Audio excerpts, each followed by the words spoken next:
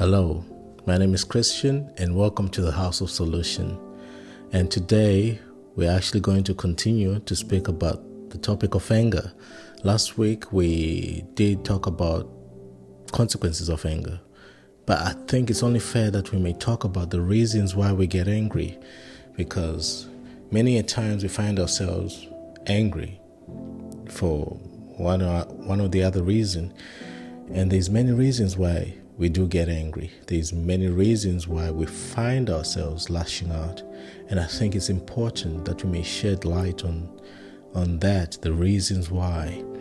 It can help us avoid situations where we end up being angry and acting out of anger, therefore doing something we may regret in the future.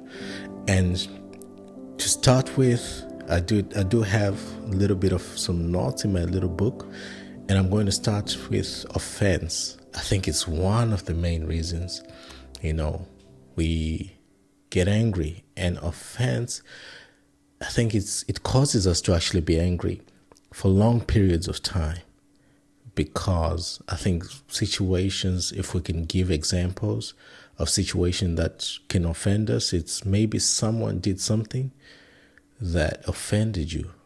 It may be a friend, can be a partner, can be a relative.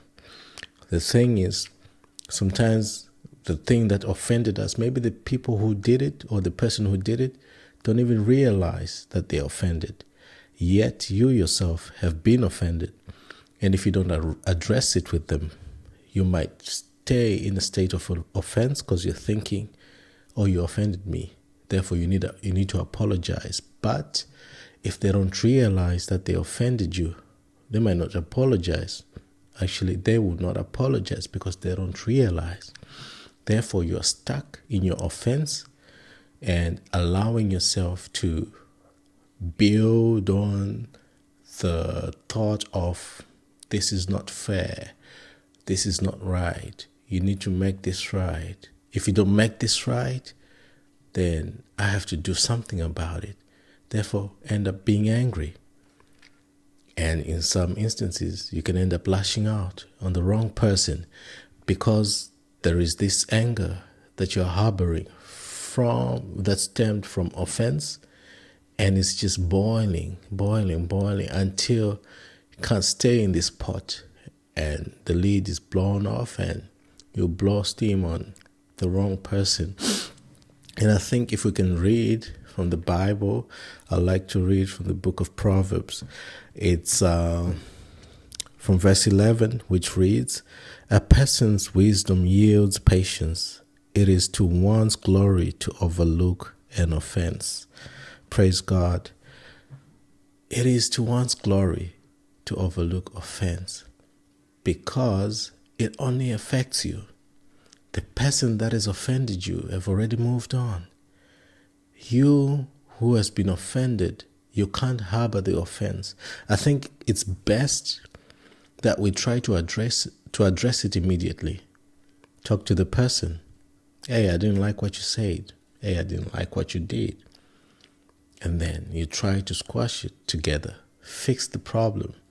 Don't keep quiet. Don't hold on to the offense and wait for them to break the ice or maybe apologize, because maybe they don't realize. And it can save you problems. It can save you days, because sometimes offense takes away our days. I've been a victim of that. Even in my marriage. There were times when my wife did something I didn't like, and I would be so angry. First, I'll be offended, and then after, because she doesn't realize what she's done, I'll get angry and then lash out sometimes. And then the lashing out is for things that have nothing to do with the reason I was offended. But you're lashing out because you're trying to show the person that I'm frustrated with you. But it doesn't help. It doesn't solve anything, because from your lashing out, that person will get angry at you, being angry for no reason. Therefore, no one is going to apologize. No one is going to admit they're wrong. And it's not a good situation to be in. So the Bible tells us to avoid offense, because it is to our benefit, I would say. It helps us. It saves us days. It saves us days. And a merry heart is a good life. You need to keep your heart heavy. Don't harbor offense. Okay? I think we can all agree that offense never helps anyone, right? And the second one is going to be frustration. And frustrations, I feel like, from my personal experience, I feel as though the older you get, the more certain things frustrate you. For me, progress. Sometimes I get frustrated that I'm not making as much progress as I thought I would. And it's hard to deal with. The older you get also, sometimes you're missing goals. Sometimes years are passing by and you're thinking, am I going to get this? Am I going to make this right? Am I going to succeed in this? And that can frustrate you. I promise you, from my own experience, that can frustrate you. So for me, what I've learned is to trust God. If you're trusting God to meet a certain goal at a certain time, it's better when your trust is in God, right? If you trust in God, it's good. It's better for you than if you're trusting maybe your ability to plan or whatever it may be, the means to get that goal, which is not involving God. That's not a wise thing to do. Because even the Bible tells us a man can plan their way, but the Lord guides their steps. So sometimes we have certain goals written down, and then they don't arrive at the time we appointed them to arrive. But the thing is, we are not in control. God is, especially if we are His children. Our lives are in His hands. Therefore, it is for us to seek Him in the secret place. Bring our plans before Him. Talk to Him about the things we are trying to accomplish. And then invite Him into this journey to accomplish these goals. Because we have to be sure that God is with us. Maybe this plan, you're on your own and it's not even on God's timetable for your life. What happens if it doesn't happen? Frustration. And frustration leads to anger. You lash out at everyone. And that's not good for anyone. So we have to make sure that we bring our ideas, our plans to God. We bring our problems to God. There's actually a song that I like. How does it go? Let me remember. What a friend we have in Jesus. No sins to bear. I'm kind of forgetting the lyrics. What a privilege to carry everything to God in prayer. Yeah, I remember. Oh, what peace we often forfeit, and oh, what needless pains we bear. I love that song. And it's all because we do not carry all our pains, all our frustrations, all our cares to God in prayer. I think it's important. Don't hold on to your frustrations. Talk to God. And He will help you maneuver through life without being frustrated. Thirdly, envy, covetousness, jealousy. I've just grouped these three together. Your eyes, man. Your eyes are dangerous if they're not guided with the right posture of the heart, if they're not guided with the right mindset. You see somebody doing good and you're not, you might just get angry. You might just start doubting if you're doing the right thing in your life. But the Bible tells us time and chance happen to all men. Time and chance happen to everyone. So it's not a good thing to look over the window, to look over the other side to see what they're doing and compare them to yourself. Because their season of joy might be your season of frustration. Your season of joy might be the season of lack. The season of abundance might be the season of growth for you. It's different for everyone. So you have to look within your own life. What has God done for me? What have I been through last year? Have I improved? Am I making progress? It's okay if you didn't make as much progress as you thought you would. You're still here. You have tomorrow to make more progress. Focus on yourself. Improve yourself.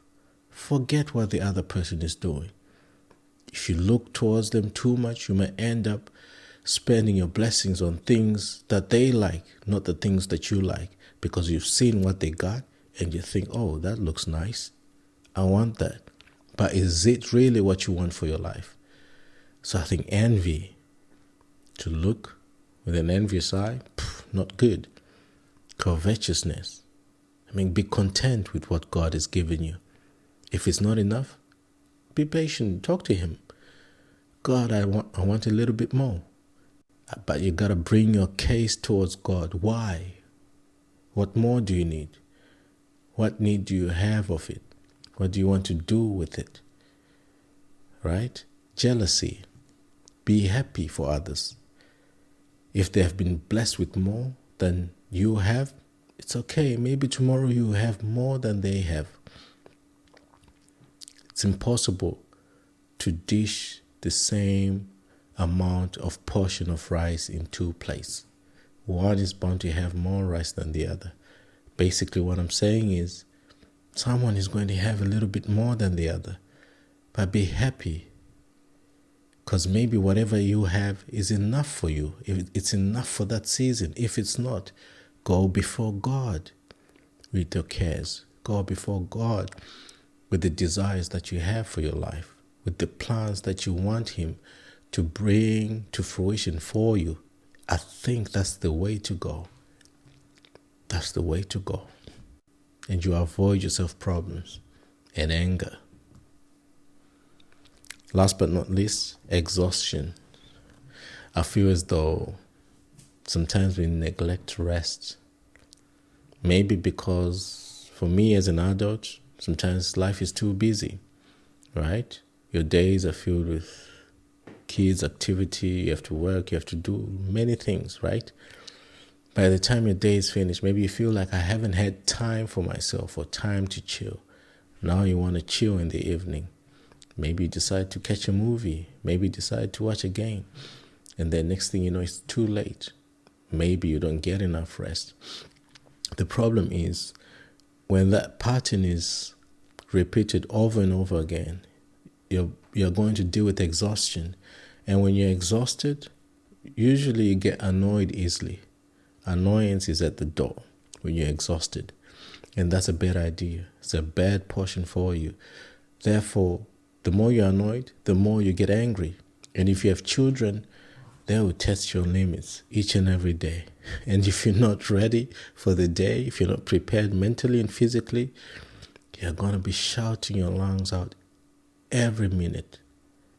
And it's not good. It's not good for the child. It's not good for yourself. Also, you might deal with people that are just annoying throughout the day. You might deal with simple things that are not even annoying, but because you're exhausted, you're annoyed, you're not in the right state of mind, you can actually be moody. Therefore, maybe be pushed to anger, and it's not a good thing. So I just felt today to highlight these little things that we need to talk to God about. I think it's things that we need to acknowledge, these triggers, if you may say, triggers, to address them. What can I do if I'm feeling this way? How can I overcome this situation? How can I be less frustrated with my life.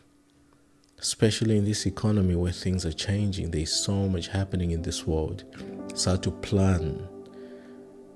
Some plans, yes, they can come to fruition, but it's hard to plan everything and it comes right. So it's important to stay in the place of prayer, to stay in the presence of God, bringing our cares to Him and our plans to Him so that He can bring them to fruition. When we know that we've handed everything to God and trust Him fully, we are not going to be angry.